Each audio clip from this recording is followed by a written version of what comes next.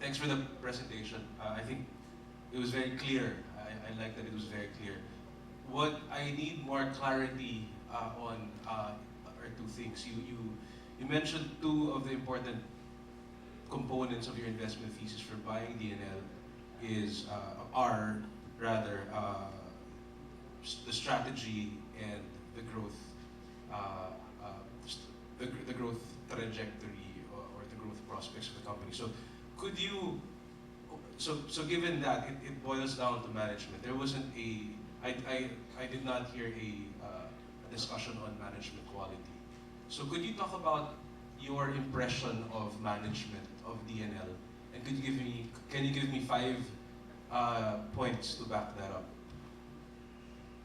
All right. That's the So, first question. oh, okay. The So, second question, I'll say I'll ask both already. Is you talked about growth and you touched on Ventura and the export business. What is the capacity of Ventura as a growth driver over the long term?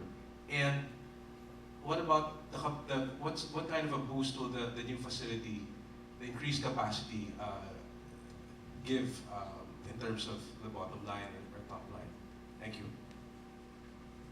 all right. So to address your first question on management quality, we can see that not just the board of directors, but then also management comes from a variety of different backgrounds. So in terms of that, they're very diverse and they do have over decades of experience in the respective industries that they do participate in. Other things that we would like to highlight for quality of management beyond just their experience are also things like good corporate governance. So for instance, they do prioritize board independence. So for example, their board comprised of 7 people, 4 of which are actually independent and non-executive, which means that in terms of decision making, they prioritize objectivity in making these types of executive decisions. Second, they do conduct related party transactions. So we believe that this is done at an arm's length basis. So they actually hire third-party property consultants and third-party auditors to make sure that transactions are done at fair value. So to add to that, DNL actually has a history or a practice of letting family members who may want to enter the company to start actually from a management trainee level. So they are not immediately put into the executive positions, but rather they are to work their way up and to understand how exactly the business runs rather. In addition to that, they also have a lot of the graduates, a lot of the employees of DNL also have a background of chemical engineering. So given that DNL is heavily based on research and development, this is something that backs that backs this expertise up and gives rise to DNL developing further their specialty in developing customized products.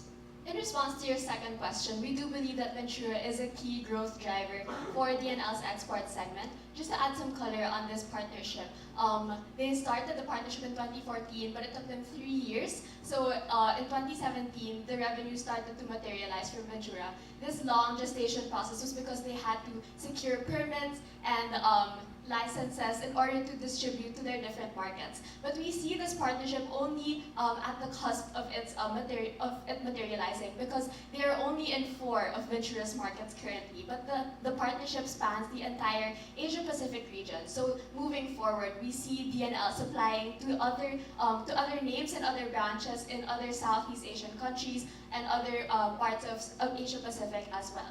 And we also see DNL in the talks with a lot of other partners. So moving forward, we really do see the strategic partnerships and their history of strategic partnerships to drive their growth. And with their new Batangas plan that will open in 2021 and double their current capacity, this allows DNL to operate at the scale required for expanding to the entire region.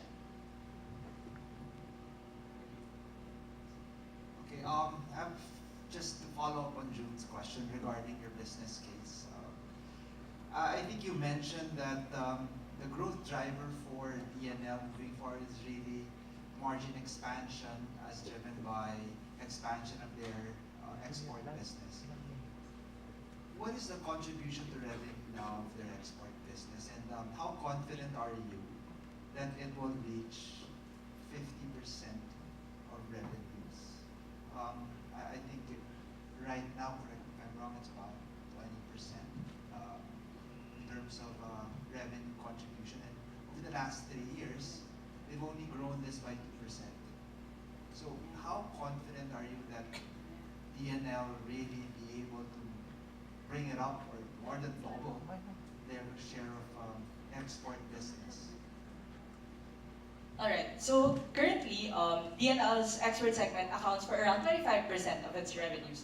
So moving forward, we see that DNL is at an excellent position to actually keep expanding this segment, given that its partnership with Ventura has just recently materialized. So from 2014 to 27, from 2016 rather to 2017, this has grown from 3% to 8% of DNL sales. So by this driver alone, we expect DNL's revenues coming from its export segment to expand dramatically. As mentioned earlier, DNL is currently only in 4 of Ventura's markets. However, their partnership can and will expand to the rest of the Asia-Pacific region. Given that the demand for the specialized products that DNL offers, and given DNL's reputation for providing quality products to front-end consumer clients who desire to differentiate their products over their competition, we are optimistic that DNL will be able to reach its target of 50% of sales over the long term. I have a couple of questions regarding numbers. So first one is, how do the company's, margins compare with the comps that you use? Knowing that they're in the back end of the value chain, do you expect their margins to be higher or lower than the comps that you use? Second is, can you comment on the company's capital structure? Is it at its optimum, or are there ways to unlock further value by adjusting something in the capital structure? Okay, so to answer your first question regarding DNL's margins. So for gross margins, well, we do see that DNL has gross margins around 20% levels, while some of the peers may have 30. If we look closer at their operating margins and their net margins, they are actually very healthy at around 13%, which is something you don't always see in all consumer companies. And for the second question regarding their capital structure, well, they do currently have an under-leveraged capital structure with a net DE of around 0.2. This new expansion, which will partially be funded by them, will actually allow them to leverage up and deliver more returns for shareholders, unlocking ROE and expansion as well through this method.